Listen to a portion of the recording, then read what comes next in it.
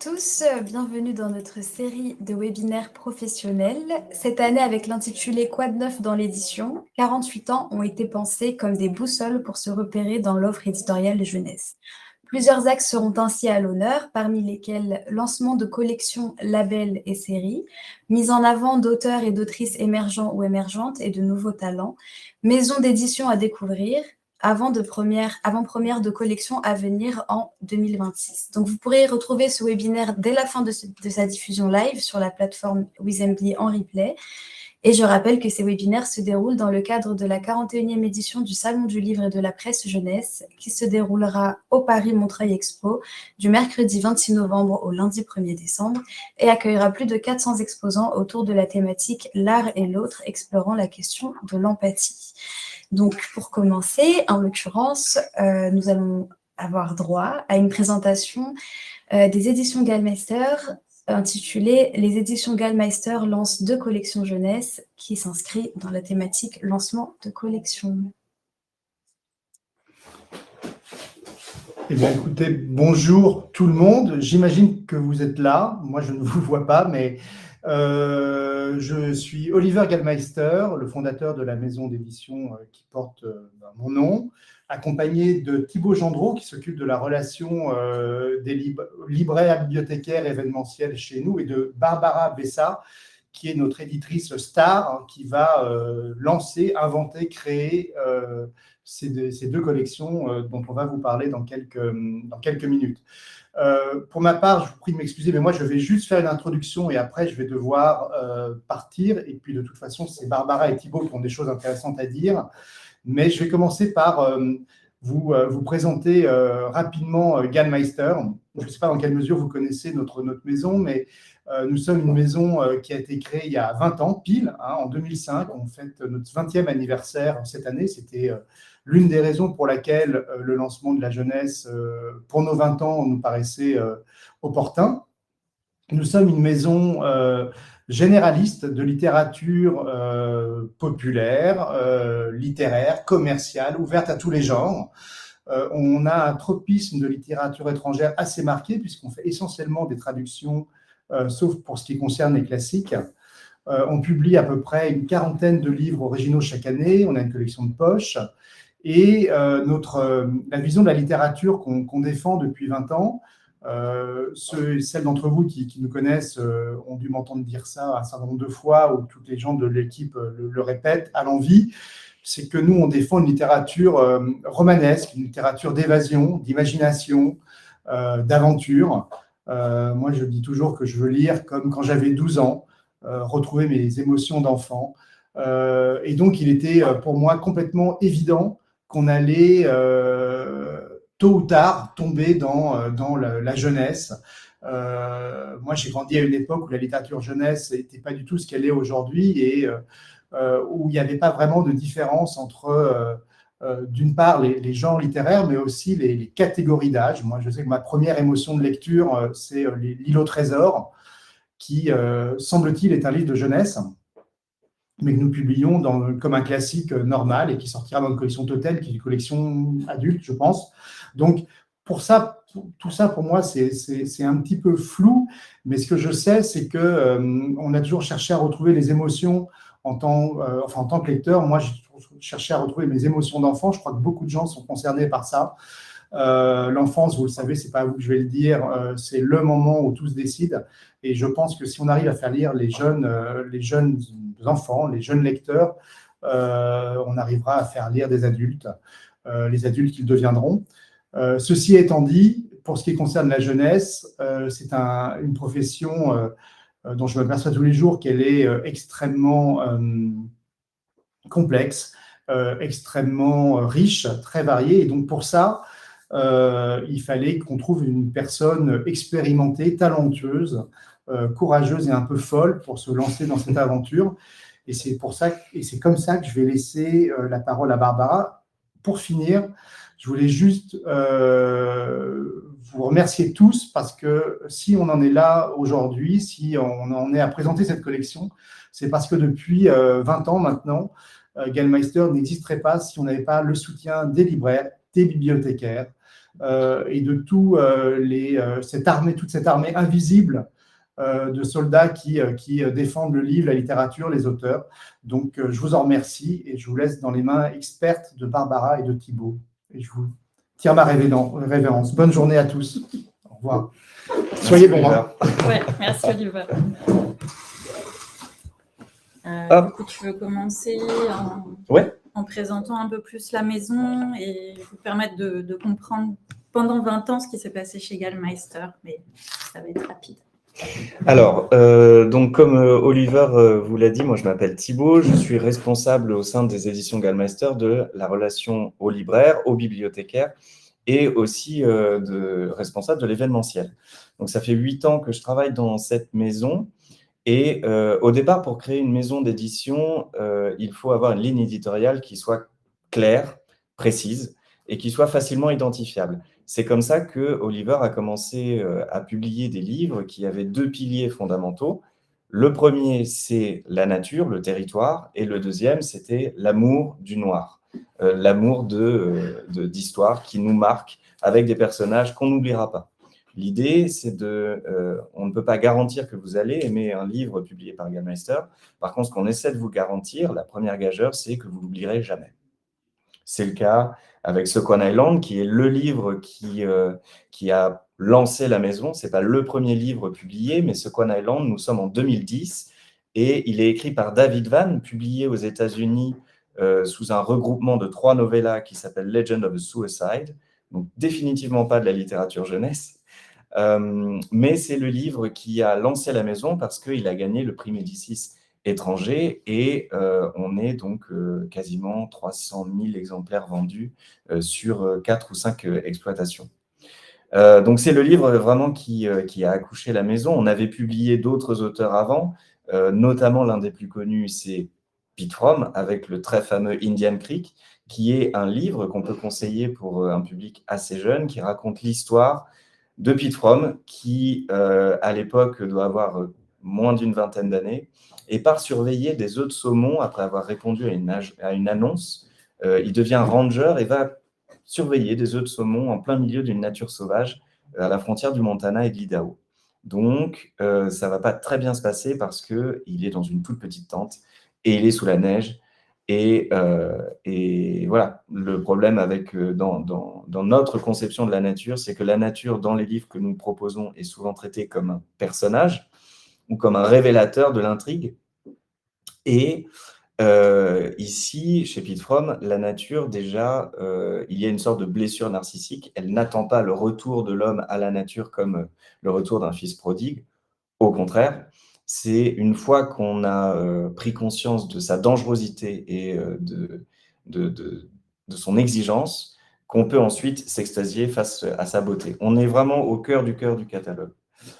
Et puis, ce catalogue, donc au départ avec la nature et le noir, n'a eu de cesse de s'ouvrir et de s'étendre. On a suivi un petit peu l'évolution de la littérature américaine dans son histoire, puisque au départ, il y a le roman de Trapper, l'homme face à la nature, qui ensuite va devenir le western, puisqu'il y a un départ à l'ouest avec ce recul de la frontière, cette zone, ce no man's land entre la wilderness et la civilisation, qui n'a eu de cesse de reculer dans toute l'histoire de la colonisation des États-Unis. Au départ, chez Gallmeister, on ne publie que des romans des États-Unis. Ce n'est qu'à partir de 2021 qu'on a ouvert le catalogue. J'y reviens dans un moment.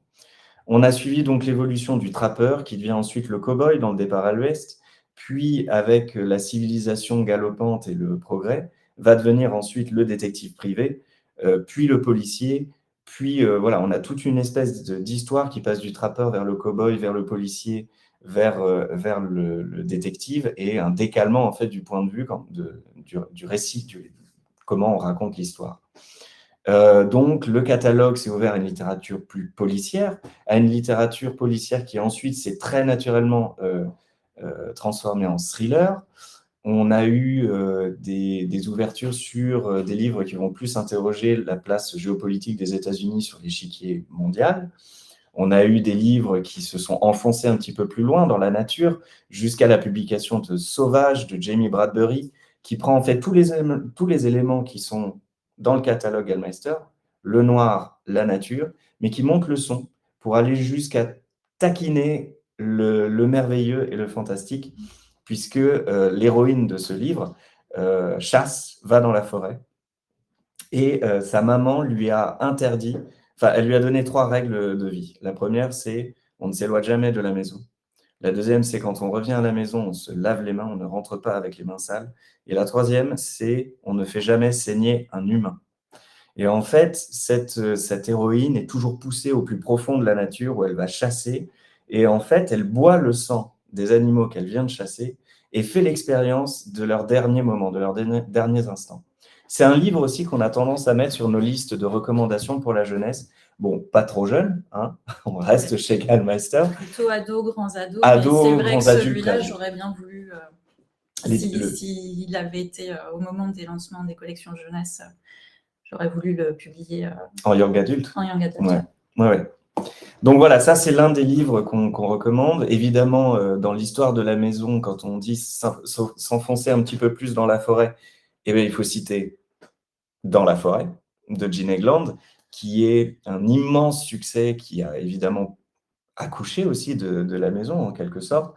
Jean Egland signe avec ce livre un livre qui va devenir clairement un classique. Je ne sais pas si l'un ou l'une d'entre vous a lu Dans la forêt, mais je pense que d'abord c'est un livre qu'on peut aussi conseiller en young adulte plus au niveau d'âge.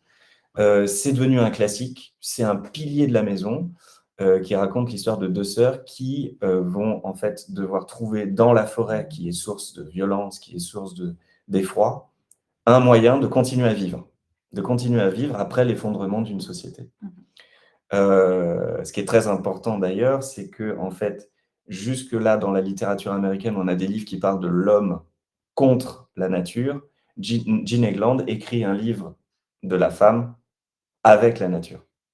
Ça, c'est très important. C'est d'ailleurs pour ça qu'elle a souvent été rattachée à des mouvements d'écoféminisme dont elle ne se revendique pas, mais son livre, je ne pense pas m'avancer beaucoup en disant qu'il y a une petite teinte d'écoféminisme dedans, Dans la forêt, qui ensuite a vu sa suite publiée en janvier dernier, qui s'appelle Le temps d'après, et dont je vous recommande la lecture, parce que les 2 livres ensemble sont incroyables.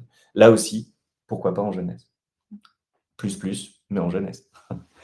En tout cas, ils sont dans notre collection de poche. Oui. Tu vas parler du poche. Donc, au niveau de comment dire, de l'ouverture de ce catalogue, on fonctionne par capillarité, en fait. Donc, c'est tout naturel qu'on soit venu vers la jeunesse. Ça s'est fait complètement naturellement, puisque l'évolution du catalogue d'une maison d'édition est extrêmement organique. Ça grandit tout seul, et ça se fait comme ça, par capillarité, par un goût d'éditeur, mais aussi par capillarité. Donc, la jeunesse, à force de rencontrer des bibliothécaires, des libraires, des lecteurs, c'est quelque chose qu'on nous demande depuis la création de la maison. Est-ce que vous ferez un jour de la jeunesse? Est-ce que, comme on nous demandait, est-ce qu'un jour vous ne ferez que des Américains? Dans les ouvertures du catalogue, j'y arrive justement, en 2021, nous avons publié les 2 premiers romans qui ont ouvert le catalogue à une littérature étrangère non américaine. Pourquoi? Là aussi, ça s'est fait très naturellement. Quand on rencontrait des libraires, et particulièrement Oliver, pendant des présentations de la rentrée littéraire, pendant des remises de prix, les libraires et les bibliothécaires et tous les gens qui travaillent dans la chaîne du livre, et aussi des lecteurs, disaient « Ah, mais j'ai lu un livre de Paolo Cognetti, c'est génial, ça pourrait être chez toi ?» « Ah non, non, parce que tu fais que de l'américain. » Donc au bout d'un moment, c'était enfermant. Il y a eu cette volonté complètement naturelle d'ouvrir le catalogue et d'aller chercher des livres Gallmeister, mais ailleurs, aller chercher des territoires Gallmeister dans d'autres productions littéraires. Et donc, on a recruté Bénédicte Adrien en 2019, qui ensuite a cherché des livres pendant 1 an et demi, et on a publié 2, Pier Giorgio Pulizi, que vous connaissez certainement, qui est notre superstar italienne du thriller. Ça, si vous n'en avez jamais lu, pour le coup, c'est assez cool à lire.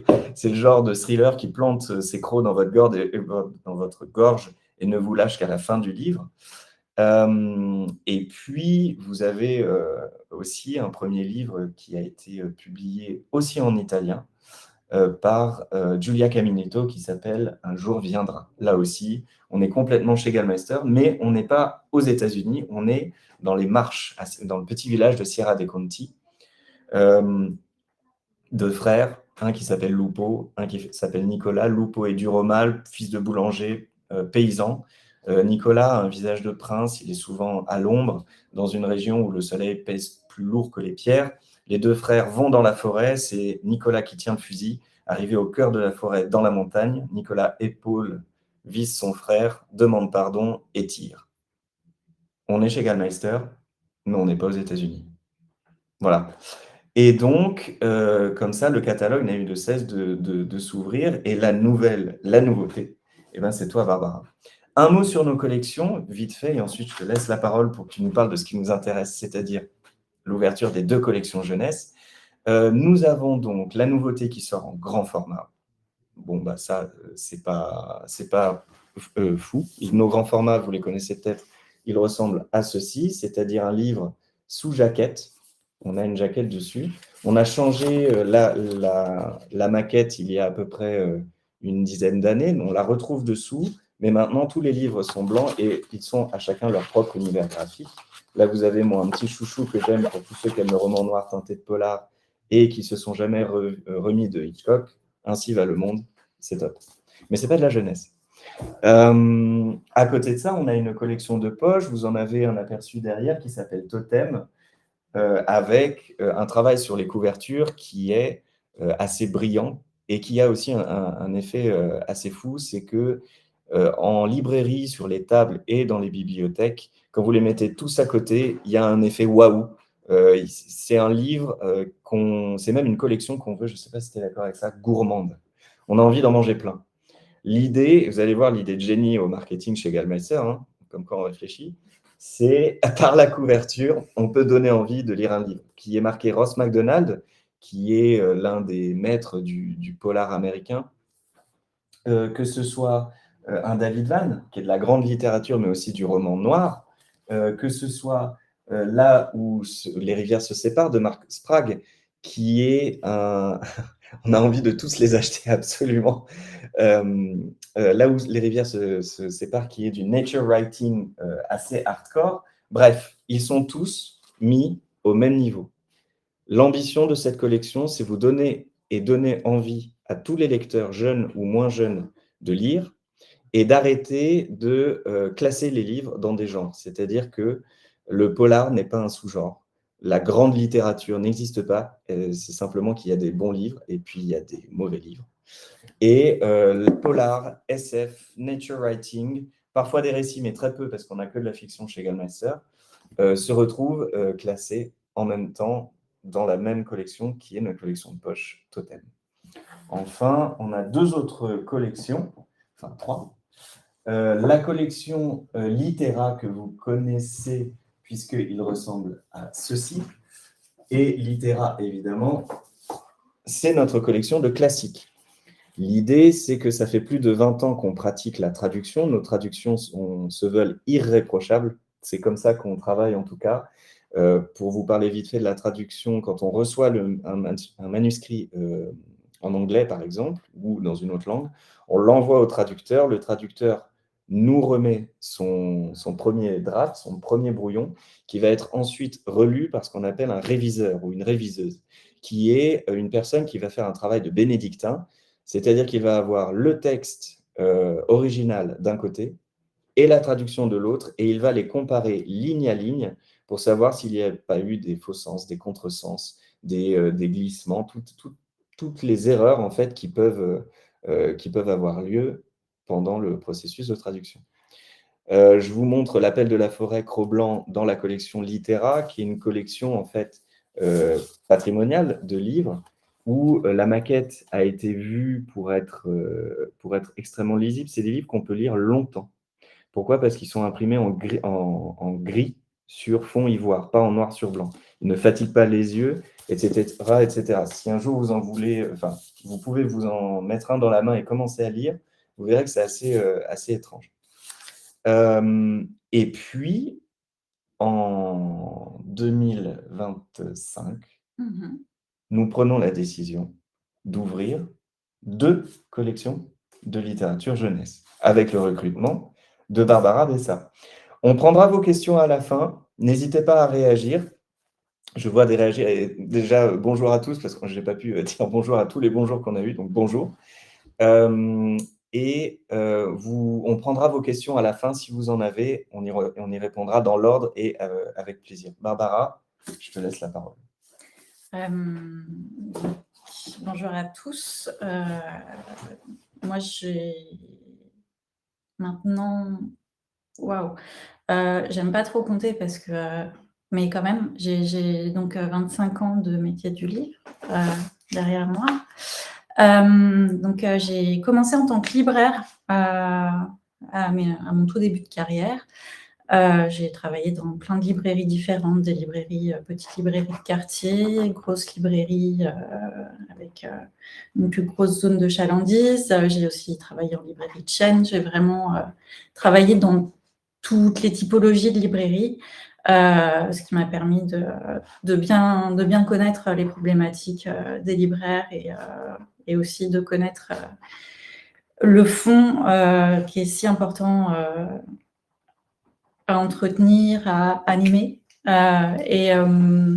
Moi, j'ai été attrapée par la jeunesse très, très vite, quasiment sur mon premier poste, où j'ai créé un rayon jeunesse dans une librairie anglophone qui s'appelait le Village Voice à Paris.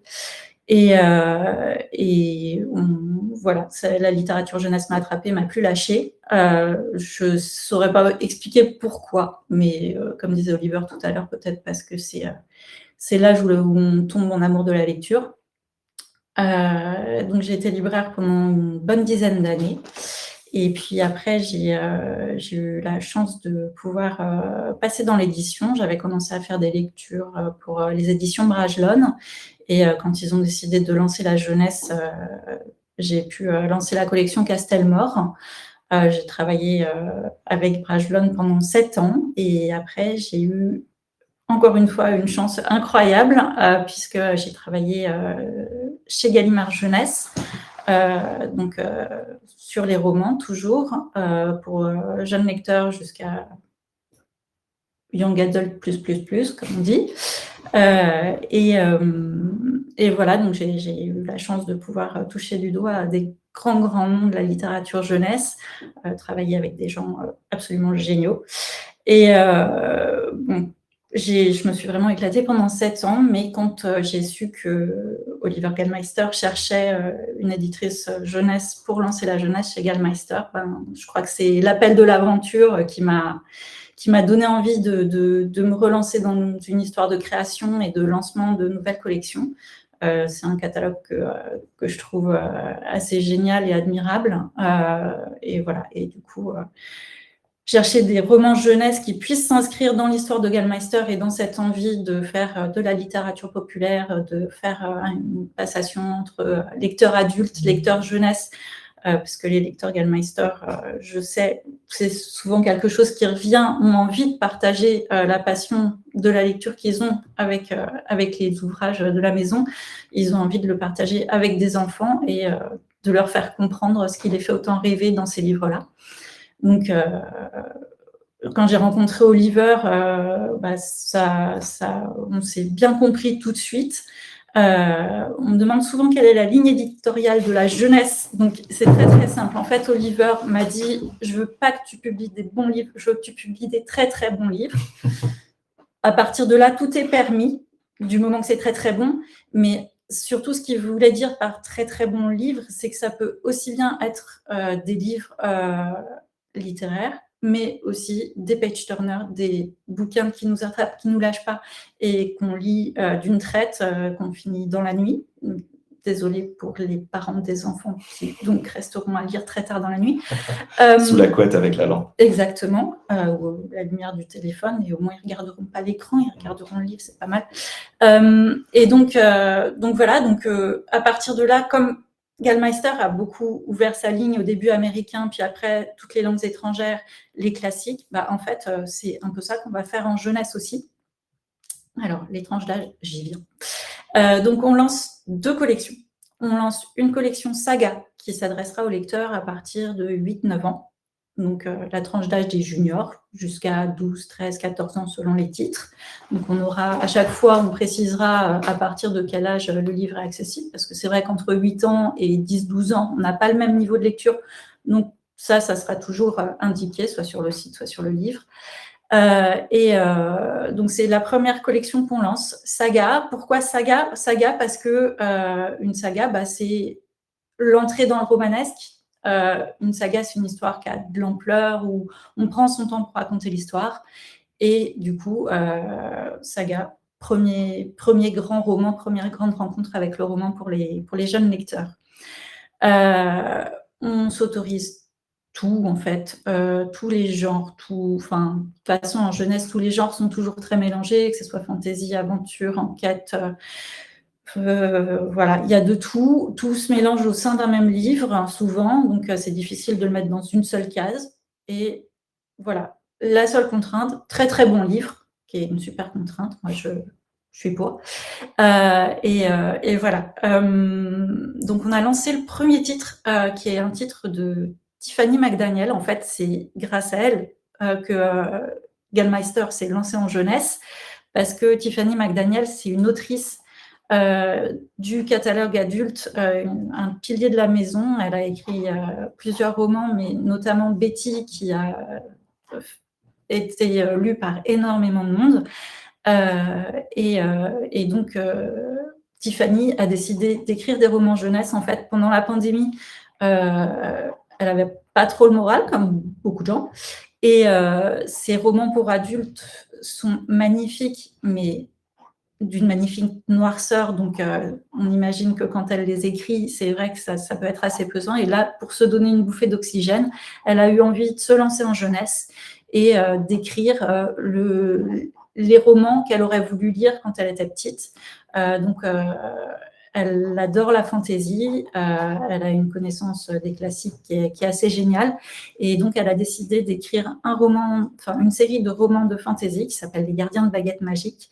Vous avez le premier tome qui est arrivé au mois d'octobre. On va vous mettre la couverture. Hop. Vous l'avez certainement déjà vu passer. J'espère que beaucoup d'entre vous ont pu y jeter un coup d'œil ou le lire, le dévorer, et voilà, entrer dans l'univers fantasy donc de Tiffany, où on suit les aventures de Charmy, qui est une petite sorcière qui a été trouvée au fond d'un chaudron par la tante Chaudronnie, qui est, elle, une vieille sorcière qui fabrique des chapeaux magiques. Charmy grandit dans cette maison avec des chapeaux qui courent partout, donc c'est une ambiance assez chaotique, cacophonique, mais c'est aussi une maison qui est au cœur de la forêt. Donc à l'extérieur, il y a plein de créatures magiques, il y a des licornes, il y a un bestiaire complètement fou que Tiffany a créé, où elle a inventé des nouvelles créatures et où elle s'est aussi appropriée des créatures imaginaires plus classiques qu'on peut déjà connaître. Et donc, l'univers, la petite vie tranquille de Charmy bascule quand sa tante Chaudronnie se fait kidnapper par un chapeau croque-mitaine qui vient de l'extérieur. Ce n'était pas un chapeau qu'elle avait créé elle-même. Et sur ce chapeau, Charmy se rend compte, avant que sa tante disparaisse, elle se rend compte qu'il y a le nom de la directrice de l'école où elle était censée partir étudier. Bon, elle n'avait pas très, très envie d'y aller. Mais du coup, elle se dit, je veux retrouver ma tante, il faut que j'aille enquêter et me renseigner auprès de personnes qui pourraient savoir ce qui s'est passé. Et donc, elle part à l'école pour tenter de retrouver sa tante. Et donc, en même temps, elle va commencer à apprendre plein de choses. L'école, elle y va à dos de dodo. Et c'est des dodos surprises. Donc, vous verrez le super pouvoir des dodos dans ce roman. Moi, j'aimerais bien avoir un dodo comme ça. Et donc, c'est complètement fou. C'est un univers qui est hyper foisonnant, hyper inventif. Niveau traduction, c'est le même traducteur qui l'a traduit en adulte, qui l'a traduit en jeunesse aussi, François App, qui a fait un super boulot. Au début, il avait un petit peu peur parce que la littérature jeunesse, il n'en traduit pas d'habitude. Et c'est vrai que c'est un exercice différent de traduire pour adultes et pour jeunesse. Enfin, ça demande un peu d'adaptation et voilà, de se mettre sur un autre registre, surtout quand on est en fantaisie et sur quelque chose d'aussi barré et foufou que l'univers qu'on a là-dedans. Et donc, il s'en est admirablement bien sorti avec beaucoup de créativité. C'est un roman où il y a aussi beaucoup de poésie dans l'écriture, parce que le style de Tiffany est incomparable. Donc, pour ceux qui l'ont lu en adulte et qui se demandent waouh, qu'est-ce que ça peut donner en jeunesse, est-ce qu'on retrouve cette qualité si spéciale de son écriture? Oui, complètement. C'est fou parce qu'elle peut nous parler de crotte de nez de licorne. Et c'est magnifique. Son rapport à la nature est très, très présent. Donc, c'est une vraie aventure, quoi. Si vous vous lancez là-dedans, vous allez pénétrer dans un univers très, très complet. Et donc, pour écrire ce titre et cette série, puisque c'est une série où il y aura plusieurs tomes, elle s'est inspirée de plein de contes et légendes, notamment les mythes Cherokee de son enfance, parce qu'elle est d'origine indienne. Et une autre chose qu'elle a partagée avec nous et que vous allez retrouver parce qu'elle a écrit un petit texte pour le supplément de Libération qui sera disponible sur le Salon du Livre. Elle a écrit une petite tribune où elle explique donc ce qui a baigné son enfance et son amour de la littérature jeunesse. Et aussi une autre chose qu'elle avait envie de partager, c'était d'expliquer que quand sa mère était petite, parce qu'elle a une relation à sa mère qui est très, très, très, très importante dans sa vie, il n'y avait pas d'illustration et de représentation de jeune fille, petite fille, comme sa mère quand elle était petite. Et du coup, ce qu'elle a voulu, c'est pouvoir offrir la possibilité à sa maman d'avoir une représentation de jeune fille comme sa mère était sur son livre. Donc, elle a donné des photos de sa maman à l'illustratrice pour qu'elle s'en inspire. Et donc, l'illustration de Charmille en couverture, c'est aussi un hommage à sa maman qui, aujourd'hui, peut voir un livre avec une personne comme elle représentée sur la couverture. D'ailleurs, juste, on peut peut-être prendre une question qui a été posée par Mathis Michel. Merci pour la question.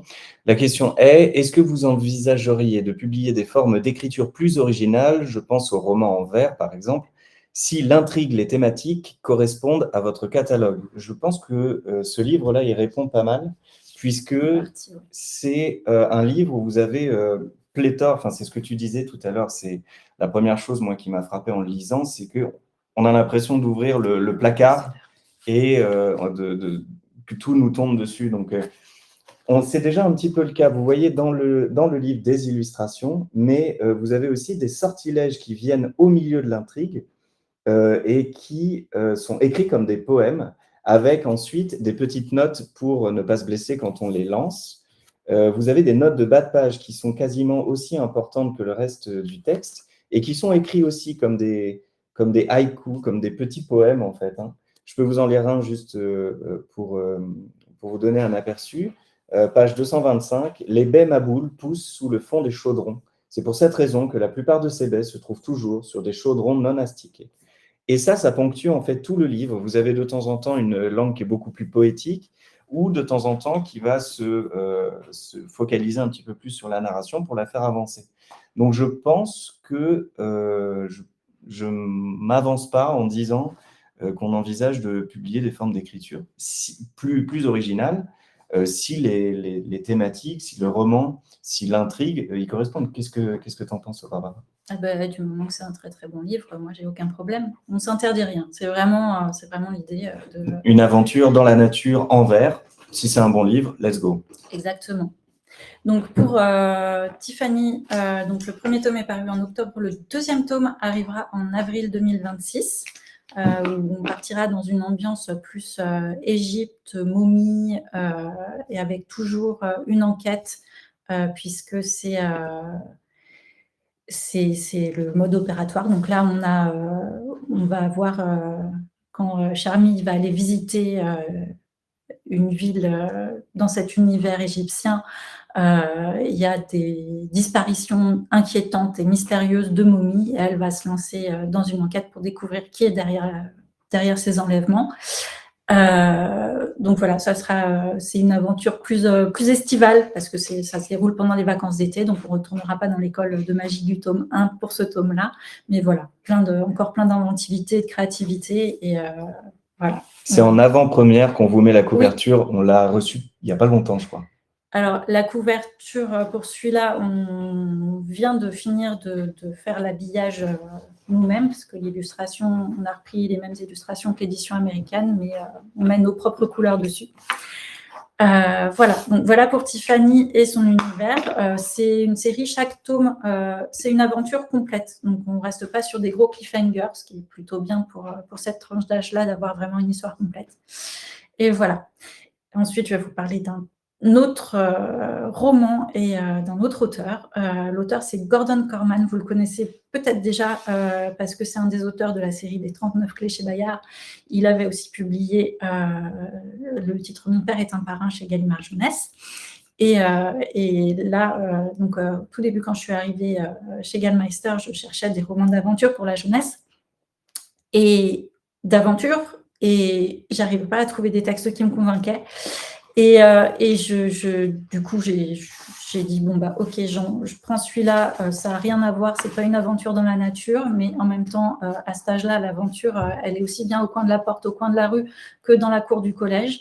Et je suis tombée sur Coup de Vieux, et c'est le genre de livre qu'on ne lâche pas. Je l'ai lu d'une traite, j'ai adoré, c'est drôle. Les bons romans humoristiques, c'est pas évident à trouver. Là, celui-là, il est juste parfait.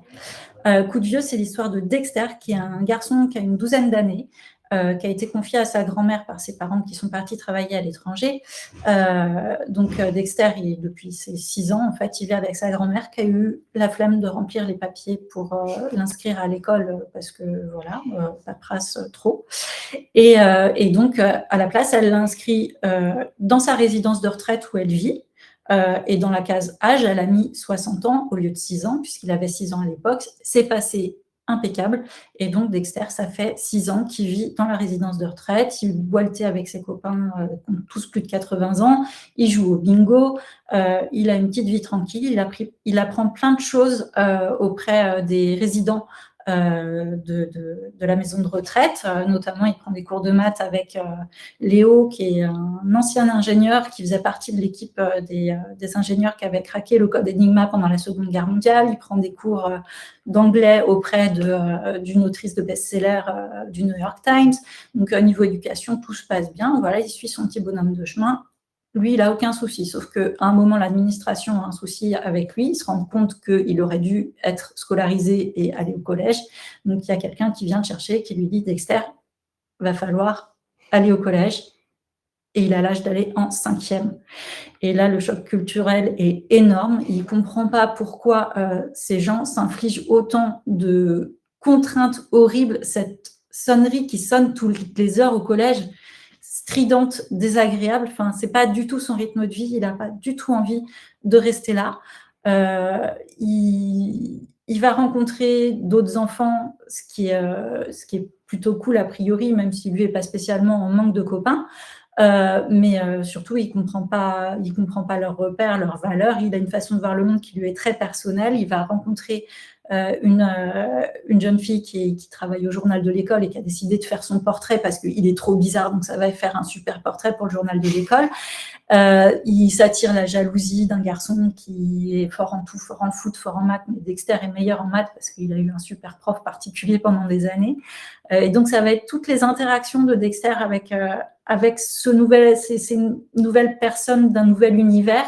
Lui, son objectif, c'est très clairement de trouver un moyen de ne plus aller au collège et de retrouver sa vie d'avant, mais ça ne va pas se passer comme ça. Ce qui est super avec Gordon Korman, c'est que à chaque fois qu'on a l'impression qu'il va nous emmener dans une direction, il prend le contre-pied exactement. Donc, on va se retrouver avec à un moment les enfants du collège qui vont débouler dans la résidence de retraite et qui vont se mettre à boire du thé, à jouer au bingo et à adorer ça. C'est un échange entre les générations qui est très chouette. Les anciens, les résidents de la maison de retraite sont hyper attachants, hyper drôles et pas du tout comme on les imaginerait. Donc voilà, c'est pour tous les lecteurs, c'est hyper facile à lire à partir de 8 ans. Les lecteurs qui n'aiment pas vraiment lire, au bout de 3 pages, ils seront dedans. Et voilà, c'est le genre de roman qui peut faire entrer en lecture même les plus réticents. Ça sortira en février. Tout début février. Voilà. Et donc, pour vous donner un aperçu de la suite, on vous a parlé des classiques chez Gallmeister. On va aussi avoir donc des classiques de la littérature jeunesse. Et le premier classique qu'on sortira, ce sera Le Jardin secret de Frances Hodgson Burnett. On a la couverture que, pareil, qu'on vous partage, elle est toute fraîche. Hein. On a fini de travailler dessus hier. Elle est magnifique. Ouais, vraiment magnifique. Je suis hyper contente. On sortira cette édition en mai 2026. Pour ceux qui ne connaissent pas ce classique, c'est l'autrice, quand elle l'a écrit, elle-même dit qu'elle voulait écrire un genre pour la jeunesse. Et voilà, ça remplit complètement ce contrat-là. C'est un super livre. Je vous engage à le redécouvrir, enfant comme adulte. Très, très beau. Et ça fait une bonne transition parce que il y a juste un dernier titre en saga où, pareil, je vous donne une info qui est très, très en amont, à l'automne. Donc, pour ceux qui connaissent Pier Giorgio Puglisi, on va aussi publier ses romans jeunesse. Et là, le roman jeunesse de Pier Giorgio qu'on va publier, on n'a pas encore le titre, mais on l'a programmé, ça sera pour octobre.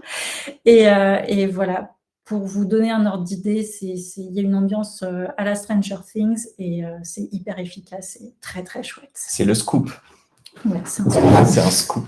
Et donc, je vous parlais des classiques juste avant, ce qui me permet de faire un pont vers le young adult. Parce que, donc, je vous ai parlé de saga, on a sorti le premier livre en octobre, mais à l'automne 2026, c'est à ce moment-là qu'on lancera la collection Alaska, donc notre collection grands ados, jeunes adultes. Pourquoi Alaska? Parce que l'Alaska, je trouve que c'est un endroit à la fois magnifique et très cruel, et je trouve que l'adolescence, c'est un peu la même chose, c'est à la fois magnifique et il y a des premières fois qui sont compliquées quand même aussi, et puis c'est une période de la vie qui n'est pas évidente, mais c'est un âge qui est aussi tellement beau, parce que toutes les premières fois aussi peuvent être extraordinaires. Et donc, classique, notre premier titre, ça sera Bess is Dead, qui est un premier roman écrit par une autrice qui s'appelle Cathy Burnett. C'est un roman américain et c'est une réécriture des 4 filles du Dr March. Donc, de nos jours, on a les 4 filles. Le titre, c'est Bess is Dead parce que, premier chapitre, Bess is Dead, mais elle n'est pas morte de maladie. Elle est morte parce qu'elle a été assassinée. Et donc, on va avoir les voix des 4 filles, parce qu'on a les voix des 3 qui sont encore vivantes, mais on a aussi la voix de Bess parce qu'on a un léger flashback qui va permettre de comprendre tout ce qui s'est passé juste avant et qui aura pu conduire à la mort de Bess, qui est derrière tout ça. C'est un roman qui est super efficace, des chapitres très courts. En même temps, on est plongé dans des problématiques hyper actuelles sur les réseaux sociaux, la notoriété, parce que Monsieur March, c'est pas un docteur, c'est un auteur de best-seller qui a écrit un roman qui s'appelle Les 4 filles de Monsieur March et qui raconte la vie de ces 4 filles et qui ont du coup eu un coup de projecteur sur leur vie privée étalée au grand public et qui font l'objet d'une espèce de fascination pour tous les lecteurs de ce best-seller. Et voilà, donc c'est un coup de maître parce que de réussir à retrouver la personnalité de chacune des 4 filles et de le transposer dans l'univers d'aujourd'hui, c'est juste génial. Vous allez passer un moment très chouette. Pour toutes les fans et tous les fans des 4 filles du Dr March, allez-y et n'ayez pas peur d'être déçus parce que c'est souvent ce qu'on me dit. Ah, mais j'ai peur d'être déçu. Non, allez-y, vraiment génial. On a été hyper bizarre en fait, donc je me rends compte qu'il ne reste plus beaucoup. Oui, le temps alloué au webinaire touche à sa fin, donc je vais vous laisser conclure rapidement et répondre aux questions. Très bien. Alors, pour les questions, j'en ai noté révision difficile à appliquer pour les langues minorées. Alors, pour l'instant, je ne crois pas qu'on ait publié de romans qui soient tirés de langues minorées. Je crois pas, non. Non, mais quand la question se posera, évidemment, l'idée, c'est de s'accompagner par une personne qui en sera bilingue, donc toujours de vérifier qu'il y ait une connexion forte avec la langue source de la traduction. Pour la direction artistique, c'est Aurélie Baird, qui est notre directrice artistique pour le grand format, qui s'occupe également du grand format jeunesse, donc pour Saga et pour Alaska. Et donc, l'idée pour par rapport aux différences ou aux caractéristiques en termes de forme, c'est une collection qui est donc brochée avec des rabats à l'intérieur. Sinon, c'est le même format qu'un Gallmeister en grand format normal. La seule différence, c'est ça, un travail sur la couverture avec des rabats et une version brochée. Pour notre Tiffany McDaniel national, on s'est aussi piqué d'une édition collector pour se faire plaisir parce que autrice majeure de la collection, parce que les romans s'y prêtent. Donc là, on est sur du hardcover en relié, avec un travail graphique sur la couverture, c'est du fer pressé à chaud, avec une sorte de roman, je vais y arriver, de livre à gouttière, un tranche-fil à l'intérieur et une jaquette tout autour avec de la fabrication. Là, vous ne le voyez pas très bien, mais ça brille. C'est très, très beau. Voilà pour cette question. Combien de tomes dans la série des Gardiens de Baguettes Magiques ? Ça reste à déterminer. Pour l'instant, elle en écrit 2. Elle est en train d'écrire le 3e. Et tant qu'elle aura des choses à raconter, elle continuera. Et pour ce qui est du cœur de cible de la collection, ou des collections, j'imagine que c'est le cœur de cible de toute la maison, c'est-à-dire des aventuriers. Des aventuriers qui ont envie de partir dans des univers qui leur font oublier ce qu'il y a autour, quoi. Merci beaucoup, en tout cas, de nous avoir écoutés. J'espère qu'on a pu répondre, en tout cas, à vos questions. Si vous en avez d'autres,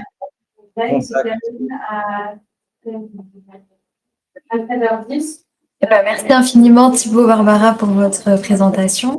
Merci à tous et à toutes pour votre écoute. Donc je vous rappelle que les webinaires continuent en ligne jusqu'à 18h, puis en replay par la suite. Et nous vous donnons également rendez-vous sur le salon à partir du mercredi 26 novembre. Et tout le programme est disponible sur le site slpj.fr. Merci, au revoir. Merci, au revoir, bonne journée. Bonne journée.